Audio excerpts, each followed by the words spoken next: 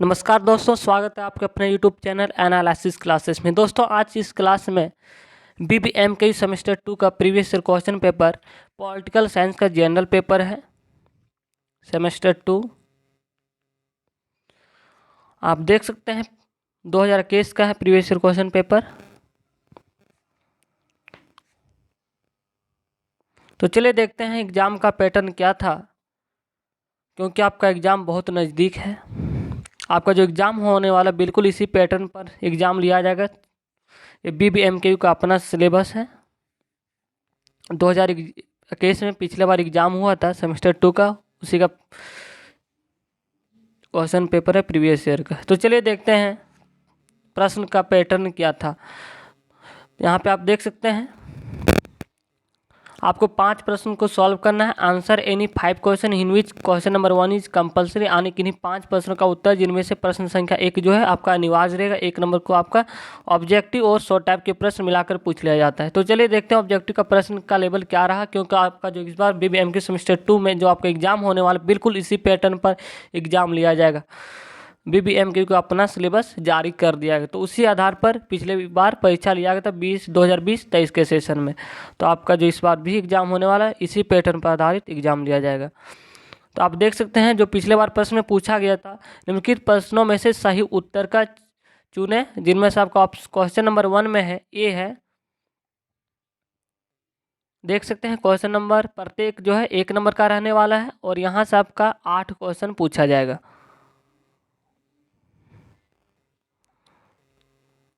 तो देखते हैं पहला प्रश्न है A number, who was the first elected chairman of the constitution assembly. यानी कि संविधान निर्मात्री सभा के प्रथम निर्वाचित अध्यक्ष कौन थे।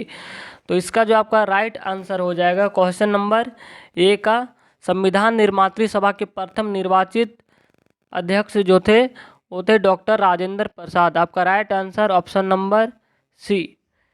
नेक्स्ट प्रश्न, इसी से कुछ रिलेटेड इंपॉर्टेंट प्रश्न आपको हम अभी बता देते हैं, क्योंकि आपसे ऑब्जेक्टिव 8 प्रश्न पूछा जाने वाला है, जो आप बिल्कुल बहुत आसानी से 8 नंबर उठा सकते हैं। अगर आपसे पूछ लिया जाए कि संविधान सभा के संचालन समिति कौन थे, तो आपका आंसर डॉक्टर राजेंद्र प्रसाद ही हो जाएगा। दूसरा प्रश्न है कि संघीय संविधान समिति के जो कौन थे, तो पंडित जवाहरलाल नेहरू। और प्रारूप समिति कौन थे, तो डॉक्टर भीमराव अंबेडकर। और इसमें कोई खास इम्पोर्टेंट नहीं है। और अल्पसंख्यक की उप समिति थे HC मुखर्जी। तो चलिए देखते हैं। और नेक्स्ट प्रश्न बी नंबर में आपसे पूछा गया है, संविधान में भारत का वर्णन किया गया है। संविधान में भारत का वर्णन क्या। Option number A union of states, यानी कि राज्य का संघ। ऑप्शन नंबर बी है federation of states. Option number 3 है राज्य का संघ। ऑप्शन नंबर 4 है राज्यों का केंद्रीकरण। तो संविधान में जो भारत का वर्णन है राज्यों का संघ में, आपका right answer option number B है। नेक्स्ट प्रश्न सी में आपसे पूछा गया था, which article of the constitution prohibits, माने कि किस संविधान ने अप्रत्यक्षता का उन्मूलन किया है। तो इसका जो आपका राइट आंसर हो जाएगा, आप आर्टिकल से भी 1-2 प्रश्न पूछ लिया जाता है, तो इस बार भी आर्टिकल से 2-4 प्रश्न पूछ लिया जाएगा। तो आपको जो राइट आंसर हो जाएगा क्वेश्चन नंबर सी का 4 नंबर। ऑप्शन नंबर ये आर्टिकल 14, आर्टिकल 15, आर्टिकल 16, आर्टिकल 17। तो आपका राइट आंसर हो जाएगा आर्टिकल 17। इसी से कुछ रिलेटेड इंपॉर्टेंट प्रश्न है। जो ये जो है आर्टिकल 14 जो है पूछा जा सकता है कि आर्टिकल 14 क्या है। तो यह विधि के समझ समानता है के अंतर्गत जो है आर्टिकल 14 से 18 तक आता है, पहला बात। दूसरी बात है कि आर्टिकल 14 जो है इसका अर्थ क्या होता है कि राज्य में जो होता है सभी व्यक्तियों के लिए जो होता है एक समान कानून बनाया जाता है, तब उन पर एक समान लागू करेगा, ये अनुच्छेद 14 कहता है। और आर्टिकल 15 क्या कहता है, तो आर्टिकल 15 जो है धर्म, नस्ल, जाति, लिंग या जन्म के स्थान पर आप भेदभाव नहीं कर सकते हैं। और अगर आपसे पूछ लिया जाए आर्टिकल 16, तो आर्टिकल 16 का मतलब क्या होता है कि राज्य के अधीन किसी भी पद पर जो नियोजन या नियुक्ति से संबंधित जो भी विषय में सभी नागरिक के लिए क्या होता है अवसर की समानता होती है, यानी कि सभी के लिए एक ही कानून व्यवस्था होती है। इसमें एक्सेप्शन केस है कि अनुसूचित जाति, अनुसूचित जनजाति एवं पिछड़ा वर्ग। और आर्टिकल 17 तो आपको हम पहले बता दिए कि अप्रत्यक्षता का उन्मूलन करना दंडनीय अपराध घोषित किया गया। और तो ये सभी इंपॉर्टेंट है, आप इसे ध्यान में रखेंगे। आर्टिकल से 2-4 प्रश्न पूछ लिया जाता है। नेक्स्ट प्रश्न है डी नंबर। डी नंबर में पूछा गया है आपसे, राइट टू एजुकेशन इज, यानी कि शिक्षा का अधिकार है, एक मौलिक अधिकार है, कानूनी अधिकार है, प्राकृतिक अधिकार है, और नाइदर फंडामेंटल नॉर लीगल, यानी कि ना तो मौलिक अधिकार और ना ही कानून। तो इसका जो आपका राइट आंसर हो जाएगा, राइट, शिक्षा का अधिकार जो है एक मौलिक अधिकार है। इसके बारे में कुछ डिस्कस कर लेते हैं, क्योंकि इसी से रिलेटेड प्रश्न पूछ लिया जा सकता है ऑब्जेक्टिव में। तो जो है भारत में जो शिक्षा का अधिकार इस संविधान के अनुच्छेद 21 के तहत जो है मूल अधिकार के रूप में शामिल किया गया। पहला पॉइंट है कि शिक्षा का अधिकार किस अनुच्छेद में वर्णन है, तो आर्टिकल 21A में। इसके तहत क्या है कि 2 दिसंबर 2002 को संविधान में 66वां संशोधन किया गया था। ठीक है, दूसरा पॉइंट। तीसरा पॉइंट है क्या, इस अनुच्छेद 21A के तहत क्या हुआ कि शिक्षा को मौलिक अधिकार बना दिया गया। तो मौलिक अधिकार जो जोड़ा गया अनुच्छेद 21A के तहत, आर्टिकल 21A के तहत।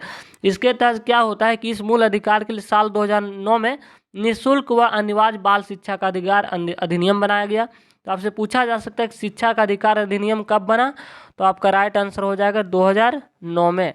इसे कब जोड़ा गया, किस अनुच्छेद में जोड़ा गया, तो आर्टिकल 21A के, आर्टिकल अनुच्छेद 21A के तहत जोड़ा गया है इसे। इसके तहत क्या किया गया, जो इसे कब लागू किया गया पूछा जा सकता है। तो इसे 2010 में लागू किया गया, लेकिन ये जो है शिक्षा का अधिकार अधिनियम जो बना 2009 में। यहाँ 2-3 प्रश्न इंपॉर्टेंट है। इसके तहत क्या है कि 6 से 14 वर्ष की आयु के बच्चों के लिए शिक्षा को मौलिक अधिकार के रूप में शामिल किया गया। निःशुल्क शिक्षा गवर्नमेंट के द्वारा 6 से 14 ईयर्स तक के विद्यार्थियों, बच्चे को निःशुल्क शिक्षा दी जाएगी। आर्टिकल 21A के तहत, शिक्षा का अधिकार अधिनियम 2009 के तहत। यहाँ से 3-4 प्रश्न इंपॉर्टेंट आपसे ध्यान में रखेंगे। नेक्स्ट प्रश्न ई नंबर। ई नंबर में आपसे पूछा कि who was the first speaker of the first Lok Sabha, यानी कि लोकसभा के प्रथम अध्यक्ष कौन थे। ये तो इसका आंसर लगभग सभी को पता ही होगा, जीवी मावलंकर थे। ऑप्शन नंबर ये राइट आंसर है। ऑप्शन नंबर बी हुआ, बी में दिया CD देशमुख। ऑप्शन नंबर 3 है doctor S Radhakrishnan. Option number 4 Pandit Govind Vallabh Pant. तो आपका जो राइट आंसर हो जाएगा, लोकसभा के प्रथम अध्यक्ष थे जीवी मावलंकर। नेक्स्ट प्रश्न एफ नंबर। एफ नंबर में आपसे पूछा गया कि राज्य के नीति निर्देशक तत्व स्थापना करना चाहते हैं। राज्य के नीति निर्देशक है तत्व जो क्या स्थापना करना चाहते हैं। तो इसका राइट आंसर हो जाएगा, अगर आपसे पूछा जाए कि नीति निर्देशक तत्व कहाँ से लिया गया है संविधान में जो इसे जोड़ा गया है, तो इसका जो आपका राइट आंसर हो जाएगा आयरलैंड से लिया गया है। और यह जो है इसका उद्देश्य क्या होता है राज्य के नीति निर्देशक तत्व का, कि सामाजिक और आर्थिक प्रजातंत्र की स्थापना करना होता है। तो आप चलिए ऑप्शन में देखते हैं। पहला ऑप्शन है राजनीतिक प्रजातंत्र का, ऑप्शन नंबर बी है सांस्कृतिक प्रजातंत्र का, ऑप्शन नंबर 3 है सामाजिक और आर्थिक प्रजातंत्र का। तो नीति निर्देशक तत्व का जो होता है सामाजिक और आर्थिक प्रजातंत्र का कल्याण करना होता है। आपका राइट आंसर ऑप्शन नंबर ये है, ऑप्शन नंबर 3। नेक्स्ट प्रश्न देखने वाले हैं।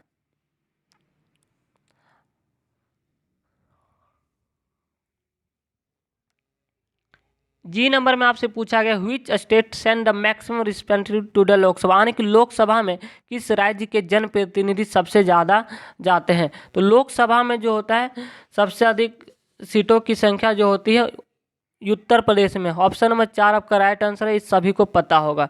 उत्तर प्रदेश में जो लोकसभा सीटों की संख्या है 80 है और राज्यसभा सीटों की संख्या 31 है। और आपसे पूछा जा सकता है कि लोकसभा का जो वर्णन है किस अनुच्छेद में, तो अनुच्छेद